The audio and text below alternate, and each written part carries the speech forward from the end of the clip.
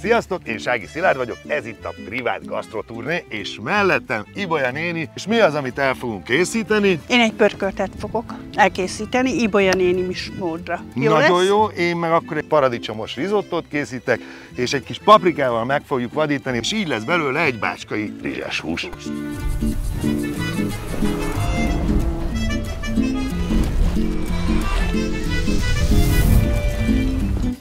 Ugye hagymaszeléssel kezdünk, mert ugye a rizottó is hagymával kezdődik. Zsiradékot beleraktad Igen, a lávaskába. De egy kérésem lenne hozzá, hogy bekapcsolod majd nekem ezt az okos... Már csinálom is. Szedd csak a hagymát nyugodtan.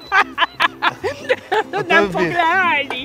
Mert tudod, a főzőműsort szoktam nézni, és abban mindig leáll nekik. De te nem csak nézni szoktad a főzőműsort, én úgy tudom, hanem csinálni is még hozzá. Hol? Hát a Privátban vagyok, ugye az Ibolya néni, és ott szoktunk főzni is, elég sokszor, meg sütni. Igen? Igen, és melyiket igen. szeretsz jobban, főzni vagy sütni? Én mind a kettőt szeretem, viszont van egy Ibolya nénis receptem, a tejbegrézes túrógombóc. Ba, legközelebb Ismered? elkészítjük, nem, de most már bekövetlek a TikTokon, meg Nagyon a mindenhol. No, akkor pakolod is Ez bele, most az, már nem. de nyugodtan szerintem, mert az már forró lesz. Én pedig akkor elmondom neked, hogy most vaj és olívaolaj keverékébe rakom bele én a hagymát, és folyamatosan fogom öntögetni rá az alaplevet, amennyit felszív, meg közben kerül bele egy kis vaj, egy kis parmezánsajt.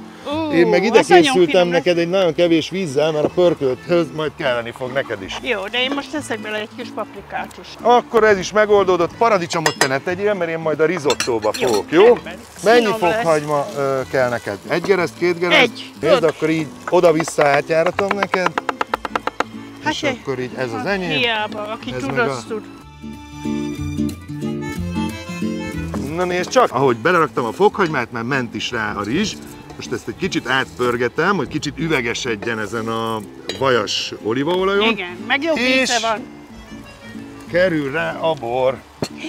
Ez a legfontosabb. Na, látod, ez is új nekem, gyakorlatilag. Pedig a risottóra azt mondják az olaszok, hogy fehérborban születik, és fehérborban hal meg.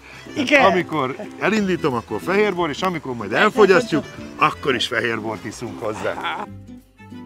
Én is most már rárakom a húsit, és most rárakom a fokhagymát. És akkor nekem most jön az, hogy elkezdem adagolni az alaplevet, de úgy, hogy ne tocsogjon benne, hanem éppen csak. Mit keresel? Bors.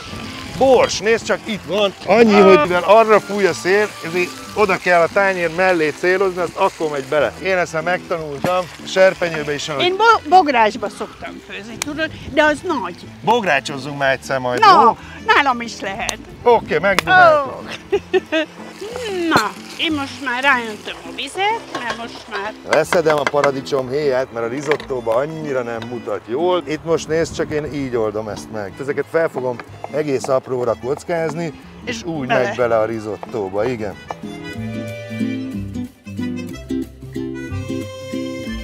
És most hátradőlünk, ihatnánk valami hűsítő italt az árnyékban, nem? Te itt tudod hagyni egy-két percre akár? Hát akár. Akkor menj te, mert én nem tudom itt hagyni. Dehogy is, itt hagyom én. Semmi rosszak nem vagyok az elrontó.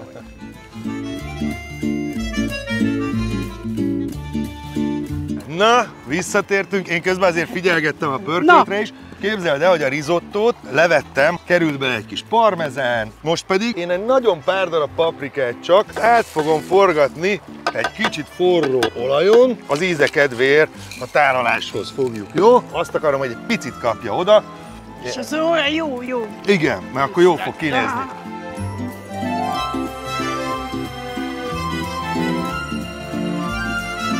Egy kis bazsalikomot oda tűzünk a tetejére, nem is fogok vele nagyon sokat bíbelődni. És köszönöm szépen!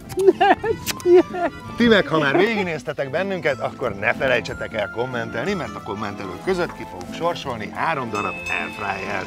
És ha többet szeretnétek látni bennünket, természetesen együtt, akkor kövessetek be bennünket TikTokon. Sziasztok! Hello!